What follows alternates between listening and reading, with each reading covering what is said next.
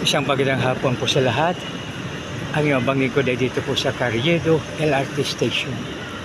So ito po makibigan ang makikita po sa baba. So ito po makibigan. So ating tunghayan muli ang sinabi sa mga awit 34:11.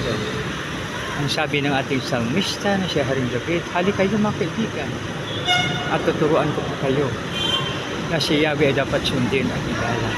No? So ito ay paalaala sa atin. Paalaala po sa bawat na pag ating sundin ay napakaganda. Magiging masaya po tayo. Magiging kagalang-galang po tayo.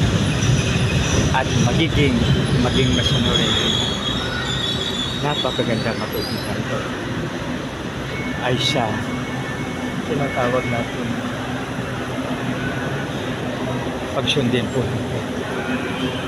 Isang magandang hapon po sa lahat. Ang yabangin ko dito sa dito po makibigan sa LRT Station Carriedo. So sa kabila may dumaan na nagpipick up ng passenger sa ngayon.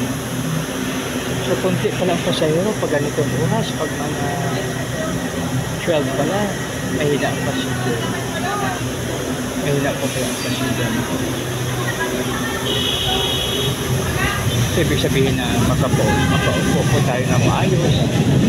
Kasi siyempre pag halimbawa maraming passenger, siyempre unahin natin pa-open yung mga girls. So dito pala parang hindi natin ma-apply ang no? Hindi po natin ma-apply ang tinatawag natin na God. Hindi natin ma-apply ang God, no? Kasi baka sabihin nila, kayo lang bang mga lalaki ang pwedeng tumayo? Parang hindi. Diba? Kasi dapat ang mga girls talaga ay ano sila? Talagang uupo. Sir, atras na po at may train na po papasok ng stasyon going to Baclaran Station. O yan, Ay, meron mga na. nilabukuhin, baka isundan. Ay, meron na po. Isay mo na po na Minto 200 bago po kayo tumapat sa mga pintuan. Wow, salamat sa mga. Yan, ang mga kaibigan, yan ay isa sa mga reminders. Reminders yan mga kaibigan. No? Napakaganda pag tayo ay may mga reminders dahil magawa natin ang tama na ating gagawin. No? Isang magandang hapon sa lahat. Mayroon nakalagay Sanford, Baclaran. AO1.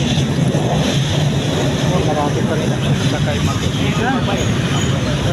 Makakalakihan to, baka naman gusto mo to. Yan. Dito mga kaibigan.